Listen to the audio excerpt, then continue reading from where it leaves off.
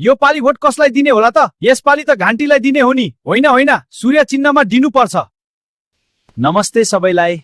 ए हो बाबु, आयौ? विदेशबाट फर्क्यौ? भोट कसलाई दिने हो त? घान्टीले देश विकास गर्छ र? गर्छ नि बाबु, किन नगरोस्? कसरी गर्छ? बिना पसिना बगाई देश विकास हुन्छ होला त? होइन बाबु, तिमी पनि आफ्नो कास्टेको मान्छेलाई जिताउनु पर्छ नि। होइन, जसले देशको लागि बलिदान गरेको छ त्यसैलाई दिने हो। हामी नेपाली सबै किन विदेश पर्को छ? तपाईको चोर पनि त विदेशमै छ होइन? काटी नेपाली त बक्समा मोरेर नेपाल फर्केको छन्। यदि यही नेपालमा केही गर्न सक्ने बटवन भएको भए हामी विदेश जानु पर्थेन। त्यसो भए कहिले सोध्नु भएको छ होला? कहिलेसँग खुसी हुने मन, तर देशको हालतले गर्दा विदेशिनु पर्ने मजबुरी? सो वोट त्यसैलाई दिने हो जसले हामीलाई यही नेपालमा काम गरेर खाने बाटो बनाउँछ। वोट चिन्हको होइन, भविष्यको लागि हुन्छ। हजुर ठीक कुरा हो। भविष्यको लागि एकदम ठीक।